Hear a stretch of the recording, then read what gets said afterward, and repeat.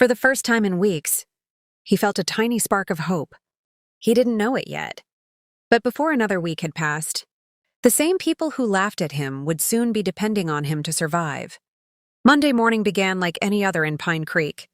The sun was shining. Children walked to school laughing. Shop owners unlocked their doors. Tourists filled the small cafes along Main Street. The weather forecast mentioned a chance of rain later that evening. But no one paid much attention. Everyone except Ethan. As he walked to school, he noticed something unusual. The birds were strangely quiet. The wind carried a damp chill, even though the sky was mostly clear. Dark clouds were forming much faster than normal over the western mountains. He stopped and looked toward the peaks. Something didn't feel right. During science class, Mr. Reynolds was explaining weather patterns when Ethan slowly raised his hand. The classroom became unusually quiet. Most students smirked. They rarely saw Ethan volunteer to speak. "Yes, Ethan?" the teacher asked. "I think a major storm is coming." A few students laughed. Mr. Reynolds smiled politely. "The forecast only predicts light rain." Ethan shook his head. "I don't think they're seeing what I'm seeing." Another student whispered loudly, "Here comes the weather expert." The room burst into laughter. Ethan lowered his eyes and stayed silent. After school, Ethan took Buddy into the forest as usual. The farther they walked, the more concerned he became. The creek that normally flowed gently had already started rising. Animals were moving downhill in unusual numbers. Even the deer seemed restless. Buddy suddenly stopped, ears raised, growling softly toward the mountains. Then Ethan heard it. A deep, distant rumble. Not thunder. It sounded like rocks shifting. His grandfather had once described that sound. When the mountain starts talking, listen. Ethan looked toward the steep cliffs. Small stones were already tumbling down the hillside. His heart began racing. "If heavy rain hits tonight," he whispered, "that slope could collapse." Without wasting another second, Ethan sprinted back toward town. He ran straight to the volunteer fire station. Chief Laura Martinez looked surprised. "Ethan, what's wrong?" "We need to warn everyone." She frowned. "About what?" "The mountain above Pine Creek is becoming unstable." Some of the firefighters exchanged uncertain glances. Chief Martinez asked calmly, "Did someone tell you this?" "No. I saw it." One firefighter quietly muttered, "The kid who failed school thinks he's a geologist now." A few chuckled. Ethan ignored them. "Please, I'm begging you. If I'm wrong, we've wasted one evening. But if I'm right—" He couldn't finish the sentence. Chief Martinez looked into Ethan's frightened eyes. For a long moment, she said nothing. Finally, she nodded.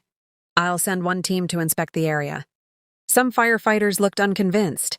Others reluctantly grabbed their equipment. As the rescue truck disappeared toward the mountains, Ethan stood silently beside Buddy. He prayed he was wrong, but deep inside, he feared he wasn't. Less than an hour later, the radio inside the fire station suddenly crackled to life. A panicked voice shouted, "Chief, you need to hear this." The room fell silent. "The hillside is cracking. And it's much worse than we thought." Chief Laura Martinez grabbed the radio. "Repeat your last message." The firefighter's voice came back, breathless and urgent. "The hillside is splitting open. Huge cracks are forming across the ridge. If this storm keeps up, the entire slope could come down." The fire station fell silent. Every firefighter who had laughed at Ethan only an hour earlier stared at him in disbelief. Chief Martinez didn't waste another second. "Sound the emergency siren." The loud alarm echoed across Pine Creek for the first time in nearly 15 years. People stepped out of shops, looked up from their dinners, and rushed onto their porches. No one understood what was happening. Meanwhile, dark clouds swallowed the afternoon sky. Rain began pouring so heavily that it blurred the mountain peaks. Within minutes, the peaceful creek transformed into a roaring river. Chief Martinez addressed the emergency team. "We're evacuating the north side of town immediately." One firefighter asked, "How much time do we have?" The radio crackled again.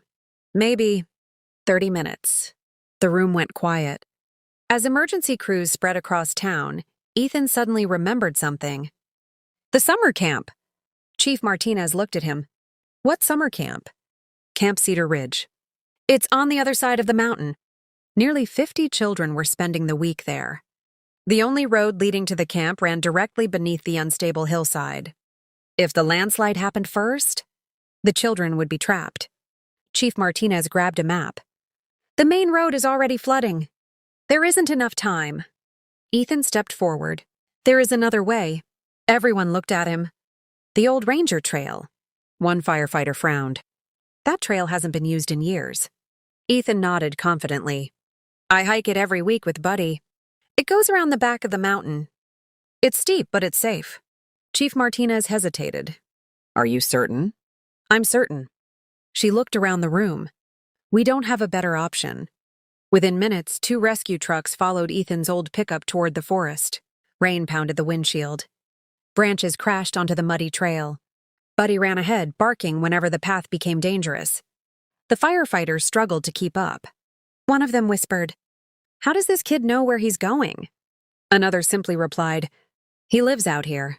After nearly 40 exhausting minutes, the trees opened into a clearing. Camp Cedar Ridge appeared ahead. Children were still playing inside the cabins, completely unaware of the danger. The camp director looked shocked. What's going on? Chief Martinez answered firmly. We have to leave now. The children were quickly loaded into buses and rescue vehicles. As the last bus pulled away, Ethan glanced back toward the mountain. His stomach tightened. The ground beneath his boots trembled. A deafening crack echoed across the valley. Then came a terrifying roar. The mountainside gave way. Thousands of tons of rock, mud, and trees thundered down onto the road they had almost taken. The entire route disappeared beneath the landslide in seconds. Everyone watched in stunned silence. One firefighter slowly turned toward Ethan. If we'd come 5 minutes later, he couldn't finish the sentence. Chief Martinez placed a hand on Ethan's shoulder. You didn't just save those children. You saved every person on those buses. For the first time in his life, no one called Ethan a failure. But the biggest challenge was still ahead. The landslide had blocked the main highway. Flooding was getting worse, and hundreds of families were now trapped inside Pine Creek. The landslide shook the entire valley. A cloud of dust rose hundreds of feet into the air. When it finally settled, the main highway into Pine Creek had vanished beneath thousands of tons of rock, mud, and fallen trees. The town was completely cut off. Emergency crews quickly counted the rescued children. Every single one was safe. Parents hugged their sons and daughters through tears. Many looked at Ethan with gratitude. Just hours earlier, he had been the boy everyone laughed at. Now, he was the reason their children were alive. But the crisis was far from over. Heavy rain continued to pound the mountains. The river burst over its banks, flooding neighborhoods near the town square. Power lines snapped. Electricity went out across most of Pine Creek. Emergency generators kept the hospital running, but fuel was limited. Chief Laura Martinez gathered her team. We have over 400 residents stranded. The bridge is underwater. The highway is gone. We're on our own until state rescue teams can reach us. One firefighter asked the question everyone feared. When will they get here? Laura looked at the weather report. At least 12 hours. The room became silent. Just then, Ethan stepped forward. I know another route. Several firefighters looked at him. The old logging road. Chief Martinez frowned. I thought it collapsed years ago. Most of it did, Ethan replied. But there's a narrow section that hikers still use. It's difficult, but emergency vehicles might be able to get through if someone guides them. One firefighter shook his head. It's too dangerous. Ethan answered firmly. So is waiting. Chief Martinez made a decision. I'm going with Ethan. Together with 4 firefighters and Buddy leading the way, they climbed into a rescue truck and headed toward the forgotten logging trail. The rain made every turn treacherous. Mud slid beneath the tires. Twice they had to stop and clear fallen trees by hand. At one point, the truck became stuck. Without hesitation, Ethan grabbed a shovel and helped dig the wheels free. After nearly 2 exhausting hours, they reached the highest ridge overlooking the valley. There it was, the old logging road. Damaged. Narrow, but still passable. Chief Martinez immediately radioed the state emergency command. We've found an access route. Send rescue vehicles to these coordinates. The voice on the radio replied, Copy that. We're on our way. Back in Pine Creek, people waited anxiously through the storm. Parents comforted frightened children. Volunteers served food by flashlight. Doctors treated injured residents without complaining, despite their own exhaustion. Near midnight, a distant sound echoed through the valley. Sirens. Then headlights appeared on the mountain road. One rescue truck. Then another. Then dozens more. The entire town erupted in cheers. People cried, hugged one another, and applauded the emergency crews. Chief Martinez smiled at Ethan. If you hadn't known these mountains, they never would have reached us in time. News reporters arriving with the rescue teams quickly began asking one question. Who is the teenager that saved Pine Creek? Ethan lowered his head, uncomfortable with the attention. I'm not a hero, he said quietly. I just knew the trails. But by sunrise, the whole country would know his name. By the next morning, Pine Creek was no longer just a small mountain town. It had become national news.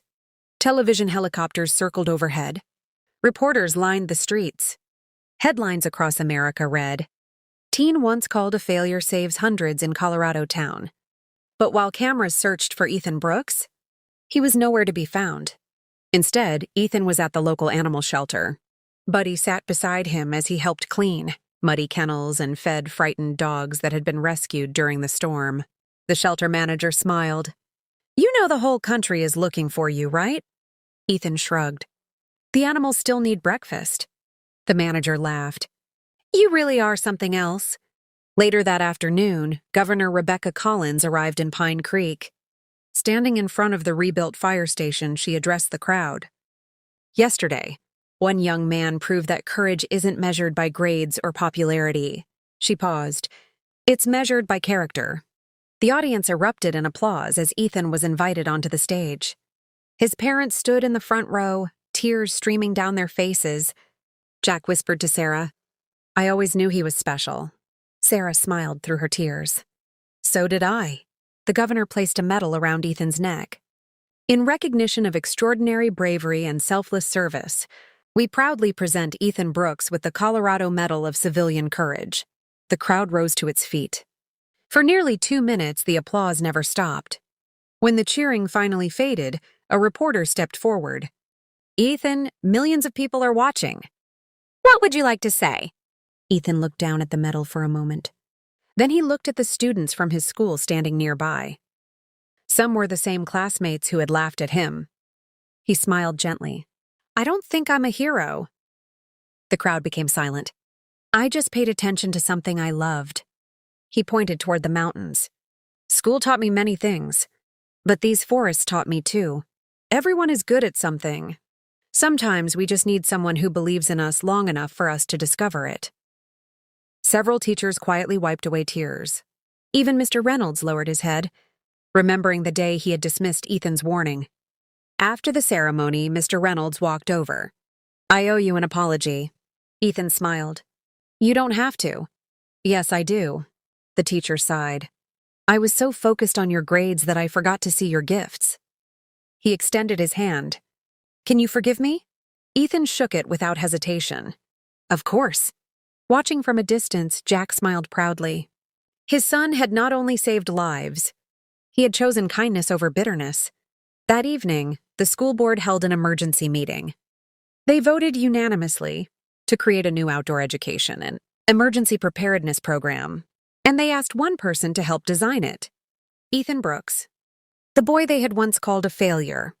But Ethan's greatest lesson was still to come, one that would change the lives of countless children for years to come. A week after the storm, life slowly returned to normal in Pine Creek. The floodwaters receded. Road crews cleared away the massive landslide. Families repaired their homes together. But one place felt very different. Pine Creek High School. When Ethan walked through the front doors on Monday morning, he braced himself for the usual whispers. Instead, the hallway became silent.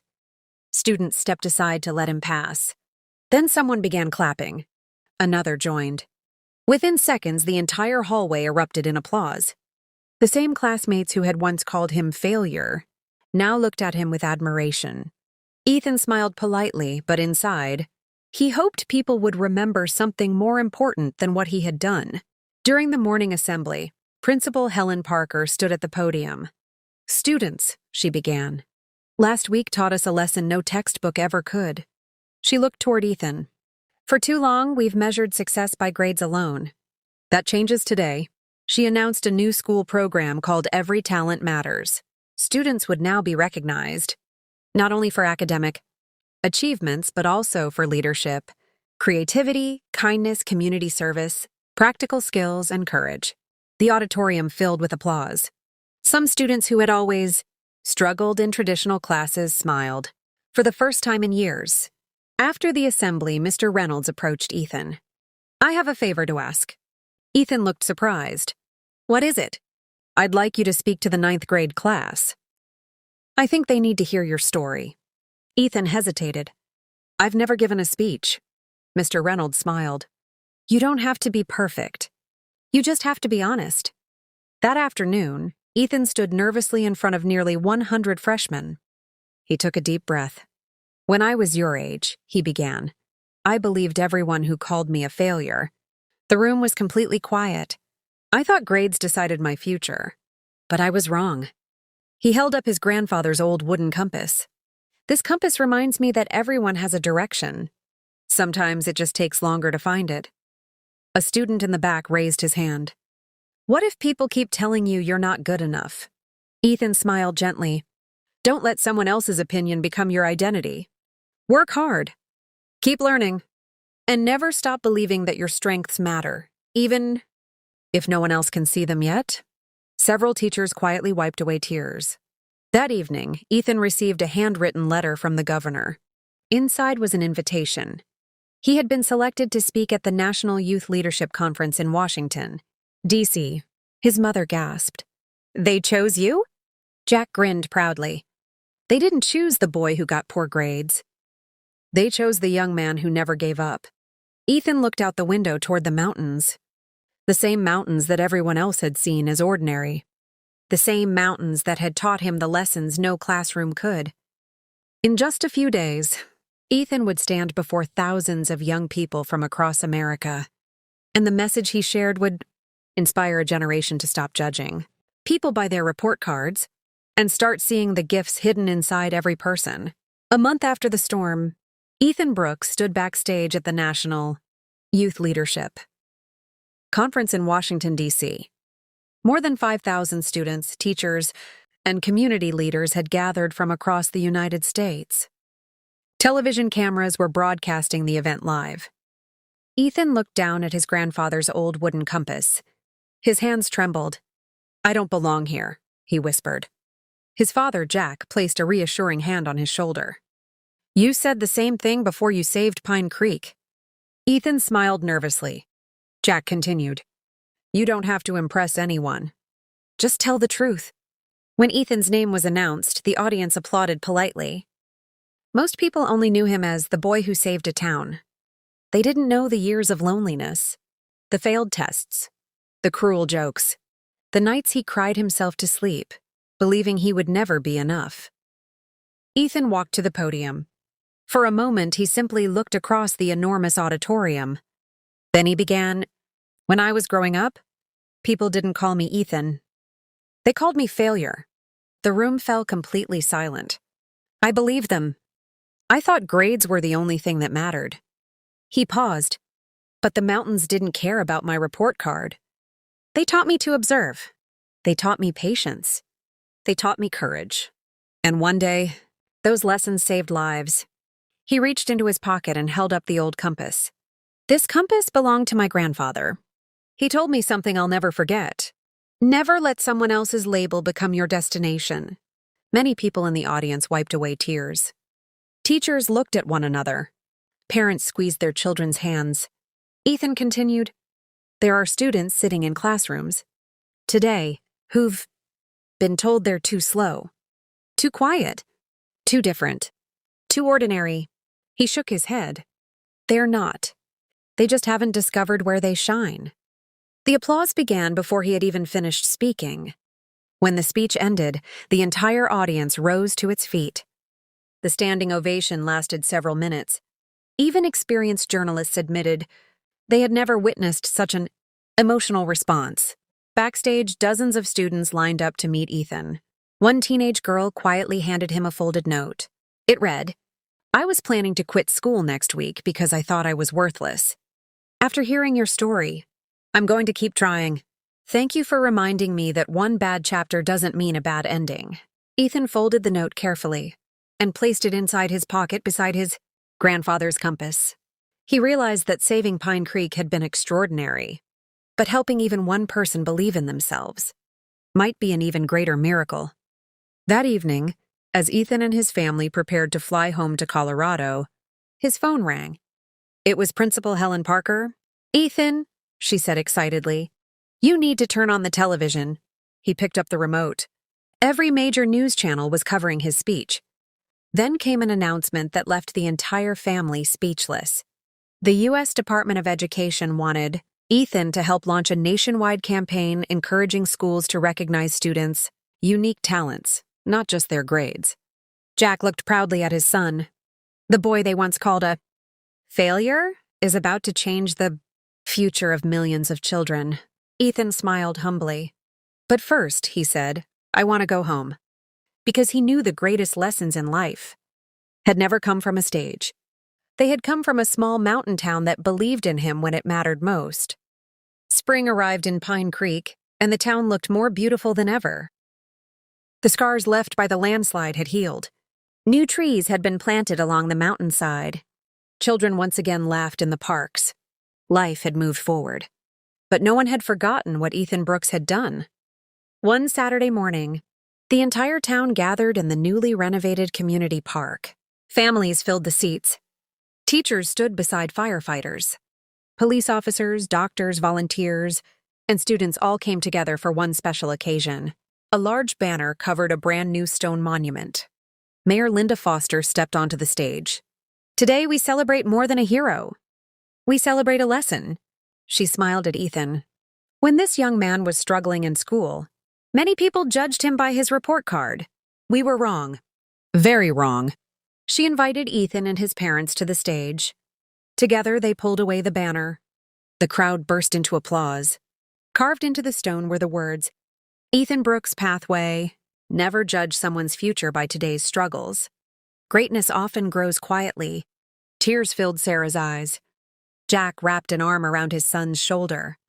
We couldn't be prouder. Principal Helen Parker stepped forward with another surprise. "Beginning this year," she announced, "every graduating senior will receive a small compass as they leave. Pine Creek High School." She held up a polished wooden compass. "It will remind them that success isn't about following someone else's path. It's about discovering their own." The audience applauded. Ethan smiled as he remembered his grandfather's old compass, the one that had given him hope when he needed it most. Then the mayor handed Ethan the microphone. He looked around at the faces in the crowd. Some had once doubted him. Many had once laughed at him. Today they all listened. "I used to wish people would stop calling me a failure," Ethan began. "But now, I'm glad I went through those difficult years." The crowd looked surprised. "Because they taught me something I could never have learned from success alone." He paused. "Everyone you meet is fighting a battle you can't see. So choose kindness. Encourage people. Believe in them. You never know whose life you're helping to change." The park was silent. Then Ethan smiled. "And remember, a report card measures what you knew. It can never measure who you are." The audience rose to its feet in one final standing ovation. As the ceremony ended, a young boy of about 10 years old approached Ethan. He looked nervous. "My name is Caleb. I'm not very good at school either." He looked down. "Sometimes I think I'll never be successful." Ethan knelt so they were eye to eye. He reached into his pocket and placed a small compass in Caleb's hand. "It isn't about being the best today. It's about never giving up tomorrow." Caleb smiled for the first time all day. "I'll remember that." Ethan watched the boy run back to his family. At that moment, he realized the greatest thing he had ever saved wasn't a town. It was hope. And hope has a way of spreading from one heart to another. Sometimes all it takes is one person who refuses to give up. The end. If this story inspired you, please like, subscribe, and share it with someone who needs a reminder that every person has unique gifts. Your support helps us share more heartwarming stories that inspire hope, kindness, and perseverance.